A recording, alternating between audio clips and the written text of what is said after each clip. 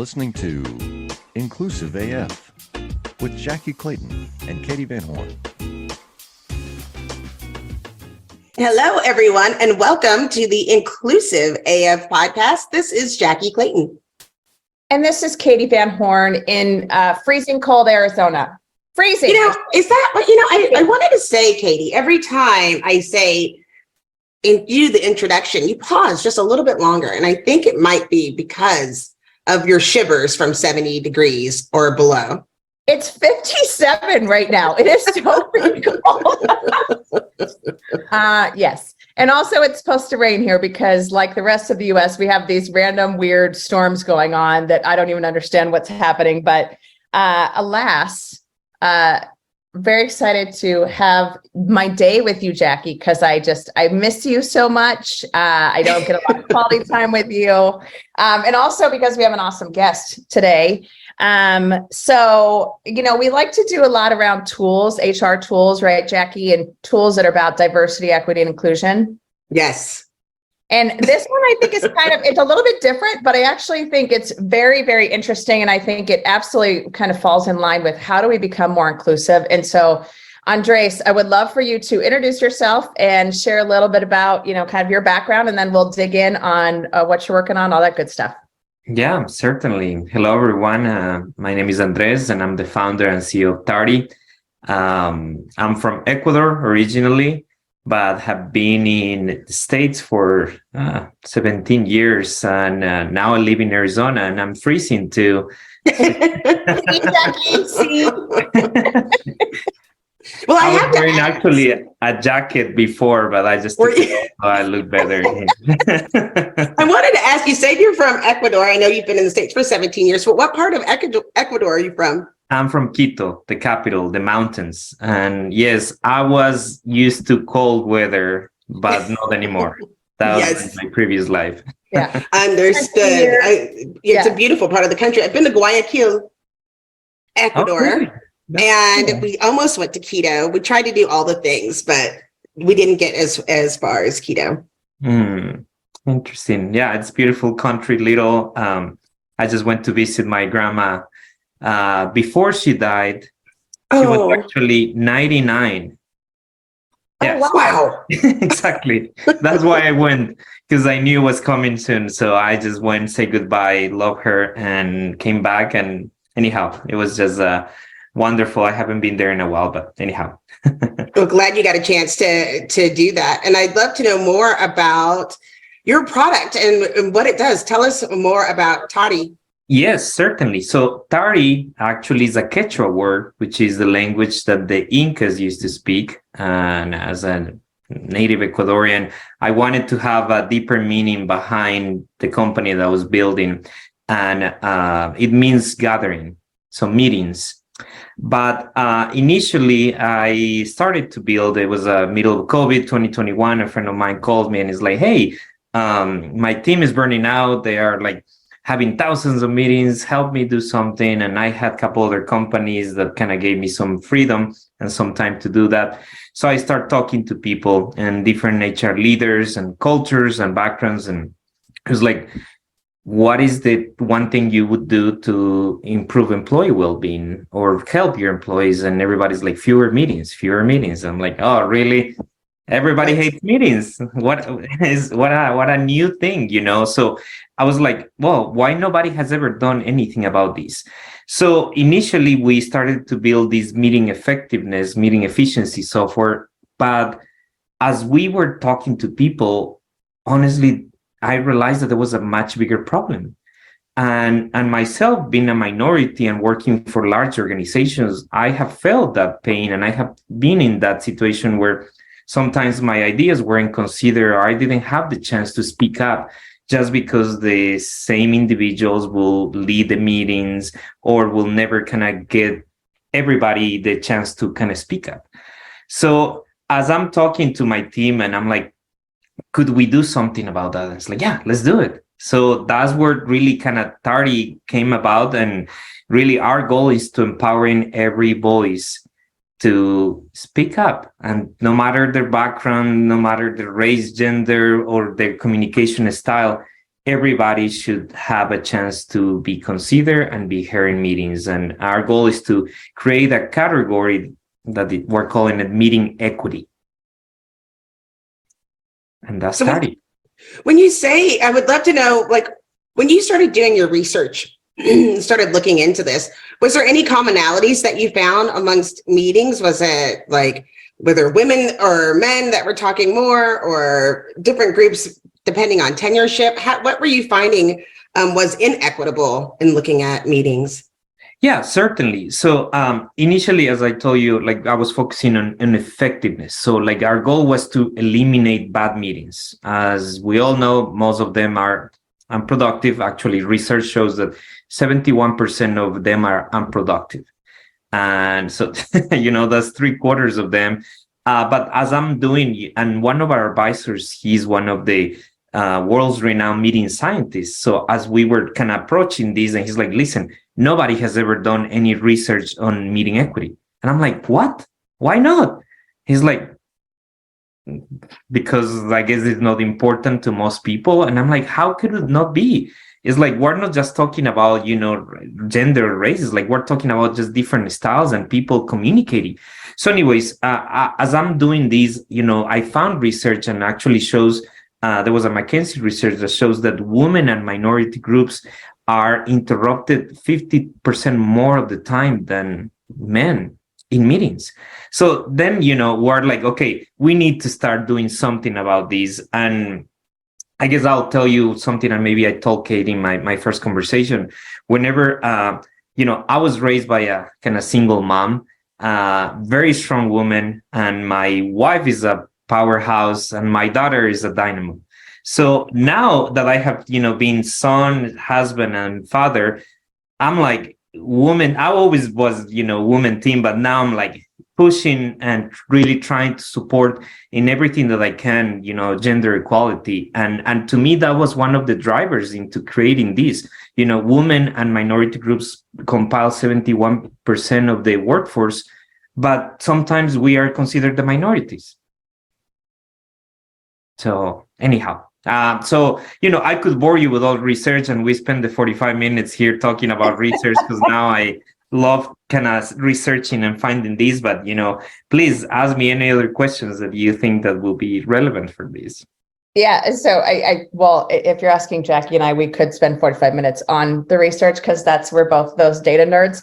But I would love to hear, how does it actually work? Like what does it do? And how does this tool truly help build more inclusive teams and more inclusive meetings? Yeah, certainly. So one of the important elements is that there is this saying, you grow what you measure. And one of those elements that, in all these DI initiatives, all these, inclusion and diversity and equitable, initiatives, most organizations, and again, I'm going to go and research because I love that, because I'm basing that on this. 100% of Fortune 100 have DI initiatives. Now, does that mean that actually they work? Probably not. They are focusing on most of the initiatives, and I talked to a bunch of DEI leaders. There is too many initiatives, and the problem with those two initiatives is that they are not measurable and quantifiable. So now you talk to finance and operations and CEOs, and they are like, well, why are we throwing a bunch of money into something whenever there is no return? It's all fluff and emotions, and there is no return on that investment. So to me, it was like, well, if we can help organizations measure those initiatives, track their progress, and in fact, put people accountable to grow those, then we are doing our job. Then we are becoming an allies to those people, because now they can not only say, well, we can see a workforce that is more diverse, but now you can see the progress. Are they engaged? Are they more productive? Are they actually belonging in the organization and then providing, results? So, I guess going into the solution, we take a 4-step approach. The first one is awareness. because you don't know what you don't know. And that's for me one of the biggest elements. I was talking to somebody and I'm like, if you go on this highway and it doesn't tell you, like 75 or 65 miles per hour, you just go the speed that you want, right? So just even one little sign can give you that consciousness of, oh, shoot, we are spending, I don't know, $5,000 a day in meetings. And those meetings are actually not including any diverse workforce. They are not including people that are, maybe junior, or that they are not, or there is no woman, or that there is no that. So that's the baseline. We give you measurements on things that most of us are not measuring. Then the second step is insights. We tell you what is driving that inefficiencies and those behaviors. And it could be, well, meetings that happen on Monday are driven by male in their 50s, and we are measuring those elements. And our goal, again, is never point a finger, but create this consciousness, because if you don't know what's happening, then you cannot address those elements. And then, one of the biggest things for us was, well, if we give information, what can DI leaders do? They can do a lot, but sometimes it's overwhelming with the amount of data and information that we got. So how about we implement behavioral science into helping people transform that behavior? And that's what we're doing. In the third step is action, helping people go from A to B to C. And then the fourth one, we call it automation, and is utilizing AI to help people kind of go into those best practices. And the system will say, hey, is your meeting inclusive? And, you can review it. Or is your meeting not letting everybody participate? So anyhow, so that's what we do. I think that, the reason why I like this tool, and I think it's such a critical piece, is that, the most basic of DEI and, the conversation that we had, even when it was back, when folks were just starting to kind of think about this, and it was mostly women, and quite honestly, mostly white women they were talking about. Obviously, the tech industry, it was, you have engineers who are introverted, that type of thing. And so I like that this tool is really looking at not just one piece, but multiple pieces of how does everyone feel included, who is speaking the most, all of these different pieces, and just being able to have, like you said, those little data points for that awareness, for that consciousness of what's going on. Like, I just think that's such a critical piece. And I know you've showed me a demo of it, so I've seen, some of the basics of it, to say, like, it's just a click of a button to say, this is what's going on in this meeting, this is what's happening, that kind of thing. And the piece that I truly gravitated towards, and I know we talked about this, is also here's the solution. So that third piece that you talked about is not just, here's the information, but what do we do with that?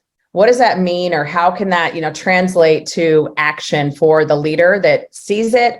And I think that's one of the pieces that, to your point, when we talk about DEI, we always talk about what are the metrics. Okay, so demographic data, yes, of course, engagement scores or ENPS, and employee net promoter score. But to have these little bits of information throughout the day, throughout the week, throughout the month, throughout the year, it also keeps DEI front of mind for everyone. So it's not just HR is doing this thing over here. All of us are involved, all of us are participating, and all of us have an awareness. And what we do with that, obviously we probably have leaders that maybe don't do anything, but the hope is that obviously we would have folks that take action and use some of the actions that you suggest to say, how do we move this conversation forward, become more inclusive, do what we need to do to make sure the right folks are on the call or in the room, whatever you want to call it. So I really appreciate that you're thinking about that, because I think it's something that not a lot of folks think about. So, I just think it's a great tool. How has this been received by folks? What's as you're meeting with people, as you're, talking to organizations, how are they receiving what you're working on? What I love about the Workforce Agility Limited Series by Cornerstone was we talked to executives and customers all about skills. Cornerstone has a wonderful background in learning and development, training, etc. Their LMS is world class, but they've centered the business now, not just on that, like building upon that, but building upon how everything is moved to the skills economy. So check out the limited series called Workforce Agility, and you can get it wherever you get your podcast. And it's just a wonderful series where we talk to their executives on the shift of why, and also their customers that are using it. So check it out whenever you get a chance. Appreciate it. I think it is a lot of people are like in shock because meetings is kind of like this necessary evil that organizations think we have to have. But if you think about it, is the activity that is most time consuming throughout our professional life. So if we are measuring that, and that gives us 50% of the kind of snip of the full picture of what's happening, then I guess to answering your question, people are kind of impressed of how maybe nobody has done that before. And then two is like they really want to kind of get their hands on these into testing it, because again, it's like if you see these amazing toys, like you want to actually test it, try it, and see how how it can help you. But like for us, is like is this we're getting a lot of reception and a lot of people kind of interested in these. It just has to be for us a specific organization, in the sense of like who actually wants to drive transformation. Mm-hmm. Because you ladies both are involved in this world, and it's like most of the time these are like kind of snips in here, there, and everybody's excited, and then the next day it kind of dies off.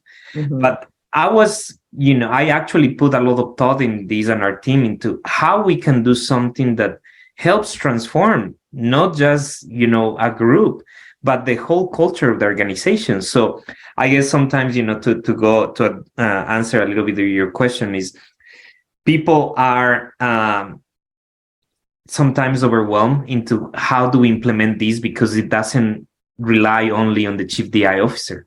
Mm-hmm. It has to be a cultural approach. It has to be a buy-in kind of initiative from the whole organization. So anyhow, I guess, overall it's good reception. It's just we're trying to work with those leaders into how we, from the messaging, from the onboarding, from the element of how people don't feel that they are being, kind of monitored, but it's like how this tool is actually helping their day-to-day life into creating a more inclusive culture. I love that you say that, because I had, let's just say, an animated conversation with someone who was telling me that someone was going to write some information about DEI and they wanted some quotes. And I was like, oh, well, who's writing the article? What's their experience with DEI? And they said, can't they just Google it? And I said, no. What you Google is wrong. That's how the algorithm works. That's why nobody's doing it. And it's this innovation that we have to do of things that we haven't tried and measuring things that we may not have measured. I mean, as soon as I figured out that's what you do, I feel enormously ineffective, right? I'm in meetings all day, which is why I'm always 2 minutes late for every meeting, because it's like back to back to back. And then you have to give your hugs and kisses and goodbyes. For some reason, it takes 2 minutes. It always takes 2 minutes when we close it down. And sometimes everyone, especially when you have meetings with your team, maybe once a week, maybe twice a week, and the leader of these groups are giving everything that they know is important, can monopolize all of the time and not get the true underlying message. And it just seems really important to be able to make those things aware, because you're really missing, if you're not getting everyone a voice, you are missing on the innovation that you can have by having all of these different voices come together. Oh yeah, 100%. And somebody asked us, and this comment has a purpose. Is like, who's your competitor? I'm like, surveys. Yeah. What? Like, yeah, because that's how we're measuring this engagement, and you're asking people, are you feeling included? Are you feeling that you belong to this team, and all those stuffs? And let's be honest, most of the time whenever I was working for large corporations, I was like, yeah. No, just to make sure that they wouldn't tell me that I'm like just going. And then I'm like, I will forget, because surveys, one, are inefficient, and then two, sometimes we don't even trust that our leaders will do something with that information. So that's kind of really what I wanted to do, is like give people an understanding in real time of how engaged their team is. And at the same time, at the end of the meeting, we actually ask a question: was this meeting inclusive? So you are getting both their engagement, but also a survey that is in that very moment. So you feel, kind of you're being honest into how you're feeling in that exactly, conversation.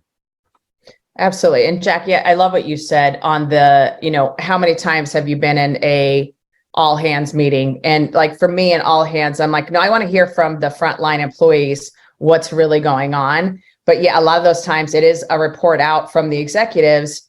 And so you do miss the what's really going on and how is this experience for folks, and especially folks that are underrepresented.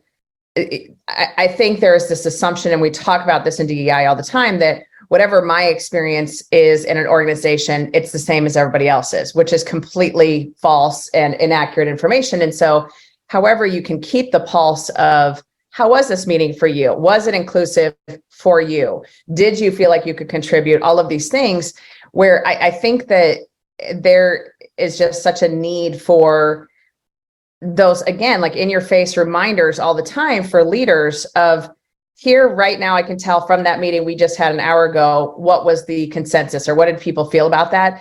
That's how you start to make change actually real for folks, I think. Yeah, 100%. I agree. And if you're just having I think part of the reason that it's been going on like this forever is because it's been going on like this forever. Like people mistake productivity with being busy or having a full calendar, without being able to realize what we're doing. And it feels like there's so many, because when we get down to like diversity, equity, inclusion, and belonging, all of these, words that we throw out there, it's really trying to make sure that we understand each other, and we aren't distracted, and we can get to the business that we need to do. And I would say, one of the things that I say to organizations when I talk to them are like, are you doing a system that you can tie back to your last company and the last company and the one before that? It's probably the wrong system, right? And it doesn't mean that you are wrong. It is following the programming that was not invented bespoke for your organization and your goals is probably not, we take these blanket approaches that everyone's doing and then wondering why we're not getting better results or different results. And I think that you could probably go a lot, you've probably gone really deep, but you could probably go even deeper on, who is speaking, what are the common topics that are I think about breaking it down again, because Katie and I are data nerds. Like, I would be interested in seeing how many things, even like when they are forced to say, hey, we didn't listen to these 3 people. Now they're listening to these 3 people. Are they implementing the things? Like, there's going to be a hidden bias behind somebody who, maybe they don't have a lot of passion behind what they say. And it's interesting, the bias that goes into effect. I went to a meeting once and the person there was from marketing. Everyone was excited to meet this marketing guru. And the marketing person gets on the phone and they said, I usually get feedback that I don't sound excited, but I'm really excited. And I just started cracking up because they were trying so hard to show that they were really excited. Meanwhile, I scream and like applause fly because I'm just like, whoa, like I get excited about everything, even if it's inconsequential. And then people still came off of that saying, they didn't seem really excited, because you have your own biases that have gone into play. And that becomes the distraction of being able to accept those messages, of realizing, we need to take all of these things seriously, regardless of delivery. And I don't think that people also put into play, there are different disabilities where that is the impact. My mother is suffering with Parkinson's, and she's in the last stage of life. And as a part of it is losing your voice, being unable to speak, unable to be heard because you don't have those things in your voice. And that doesn't mean that you don't have ideas, right? And I imagine there's others besides Parkinson's where that could be a side effect. And we just don't realize that we're not keeping those people in mind. Certainly. And, one of the important elements that for us, yes, although it was one of the elements that, all of us talk about racial and race and gender, diversity is like, what about neurodiversity? What about people that don't feel comfortable speaking?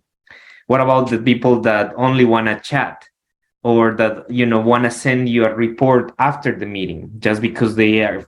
So we are measuring those elements too, in the sense of like how we're considering participation.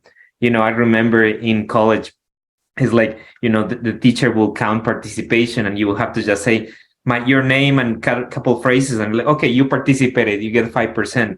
So it's like, how are we bringing those same practices into the workplace where we think that somebody just said one idea and then it's like, well, you got forgotten?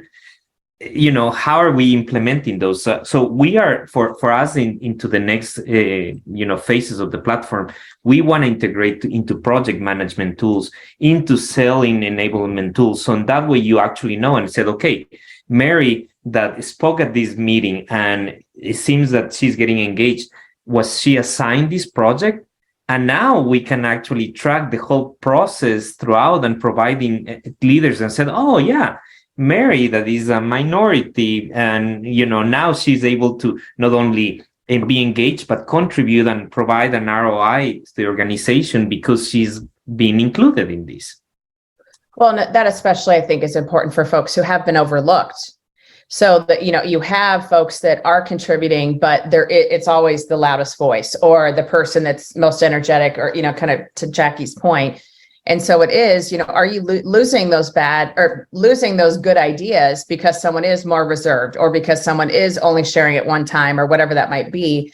And I like this idea of kind of that project management piece of, are you actually highlighting those folks who are excited and coming up with ideas and throwing things out there, regardless of what their approach is, so you can give them opportunities that they maybe wouldn't have exposure to. And I like one of the things, and I want to go back to this just a little bit, that you shared about culture and the change in culture by using this tool, because I think that's something that's just so critical as well, that when you have this awareness, it's the whole idea of, once you see it, you can't unsee it. And I think that's such a critical piece for leaders as well. And we know that culture is really driven by, your least engaged employee. And we know, a lot of these different things.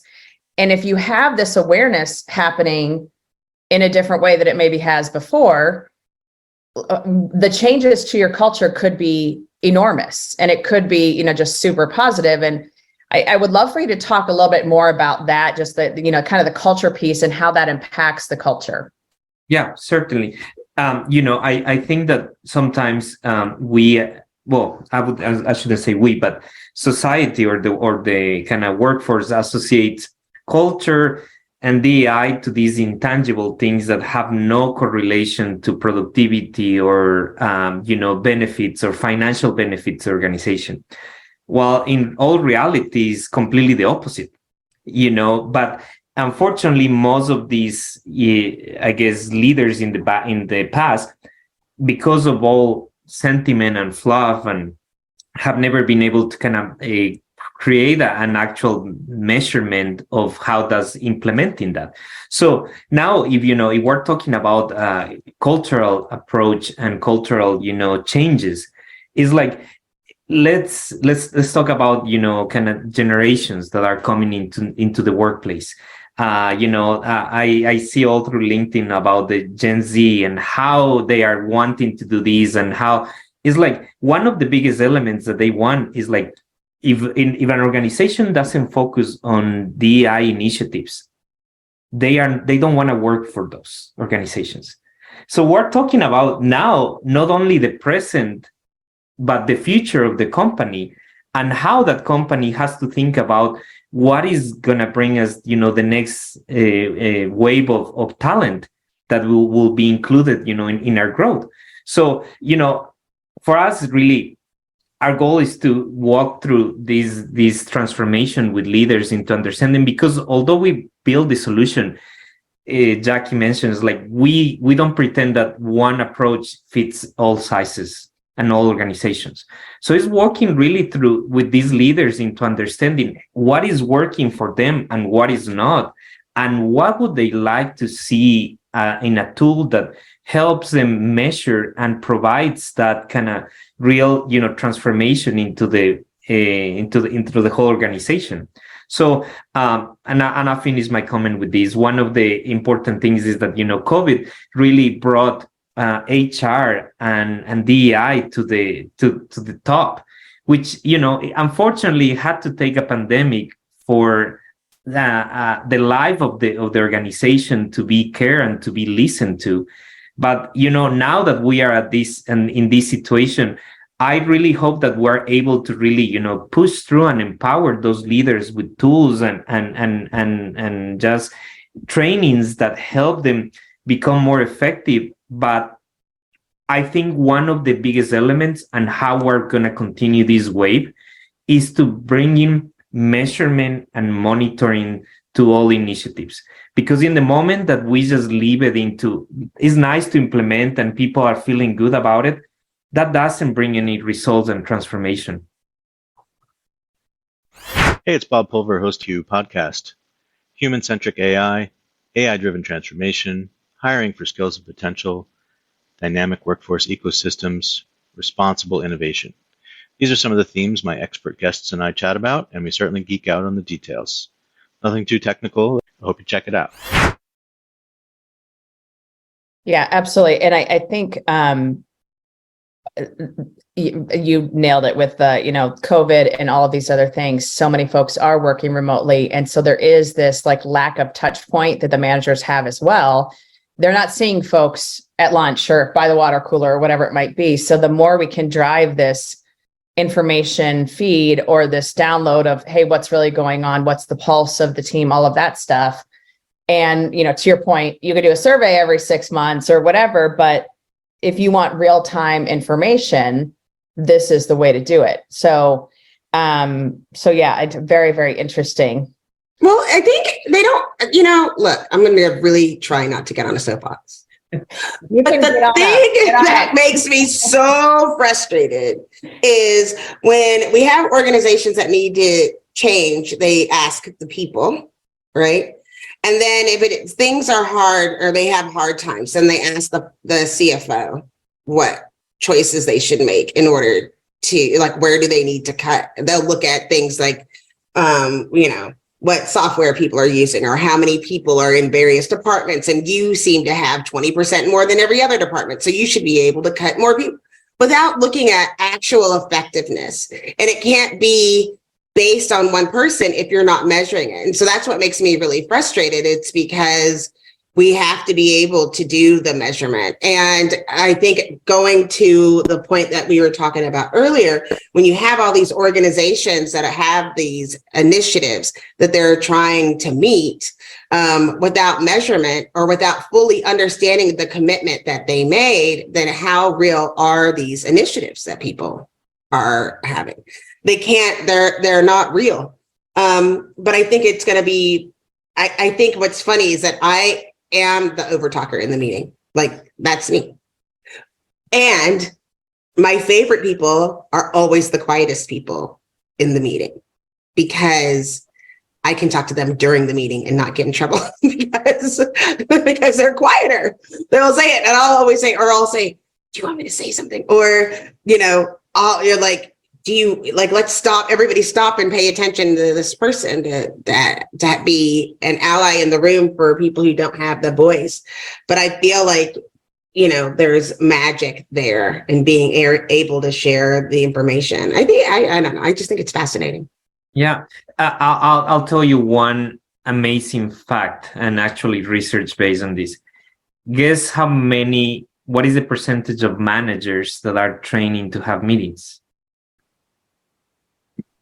15%. I was going to say like 0. And we're just talking, so only 15%. So let's talk about an organization, there's 100 people. And let's say that, there is like 15 managers, like 5 of them are the only ones that actually know how to have meetings. The rest doesn't even have an idea.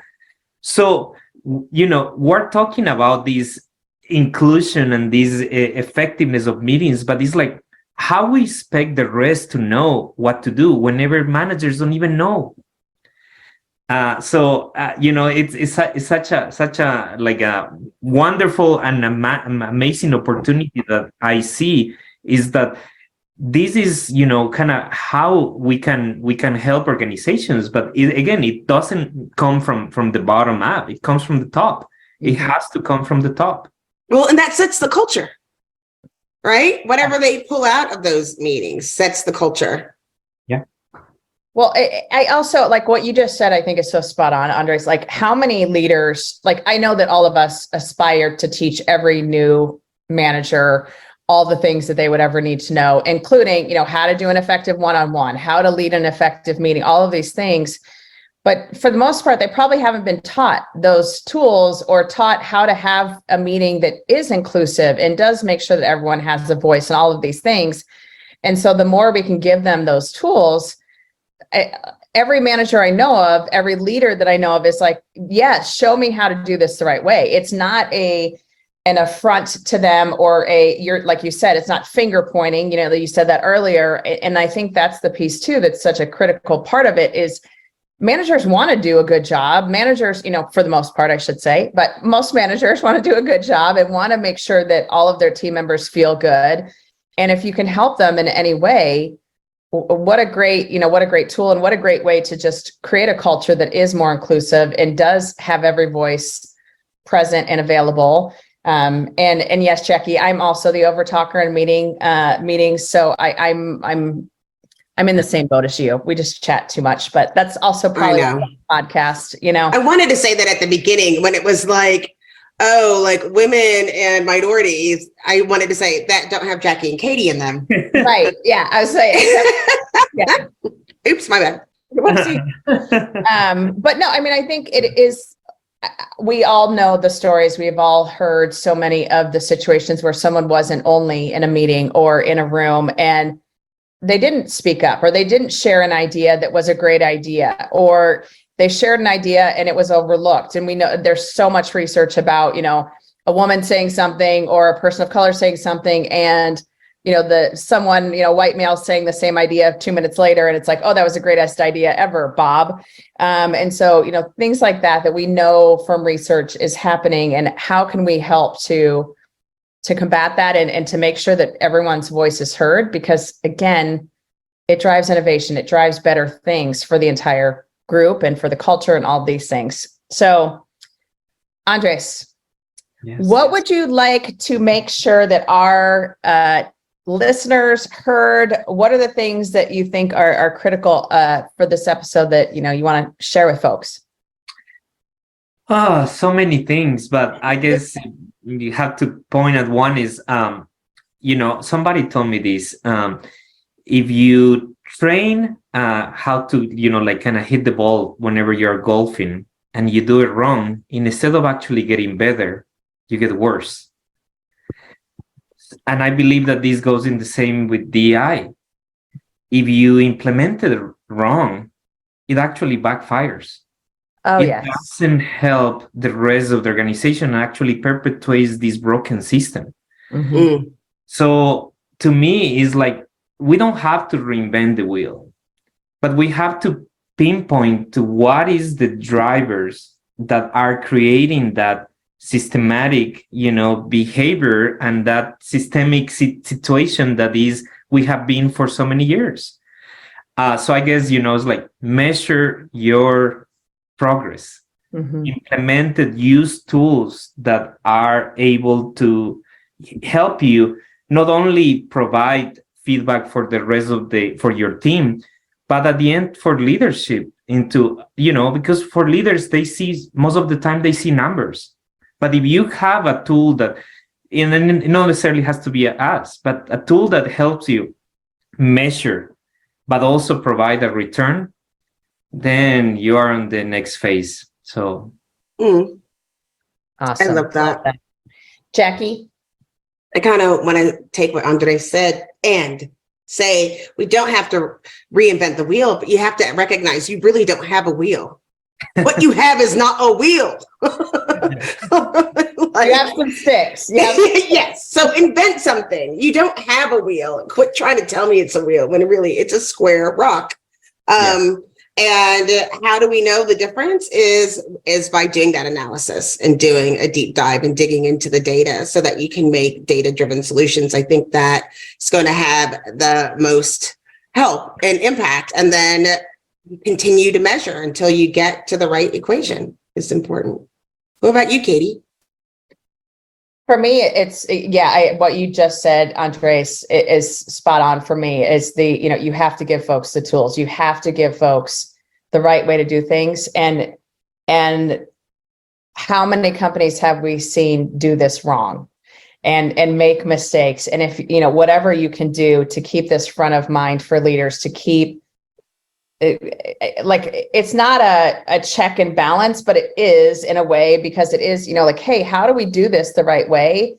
And making sure that it's not a one and done. Oh, I went to this training, and so I'm going to be inclusive in this first meeting and then never talk about it again. But really giving them data, giving them measurements to say, how do we do this the right way? How do we do this even better? And I think the more data we can put behind these conversations, the better off we'll all be. Because I think that's one of the pieces that we always hear. I was on a panel yesterday and they were talking about the business case, and that sends me straight over the edge, because we shouldn't be talking about a business case for DEI in 2023. But alas, we were. Don't try to end it. How you gonna try to end the podcast with that? I'm just saying.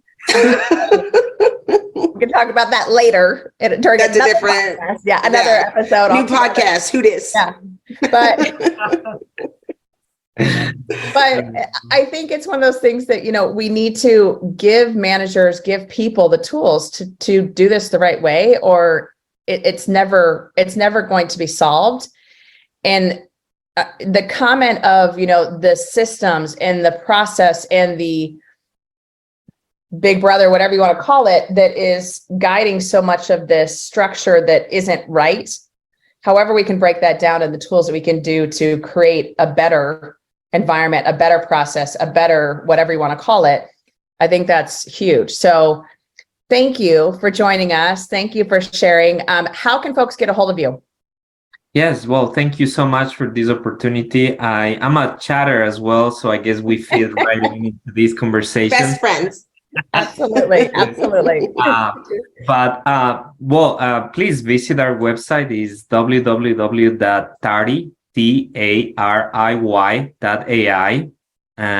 or you can send me an email to Andres, ANDRES, at tari.ai.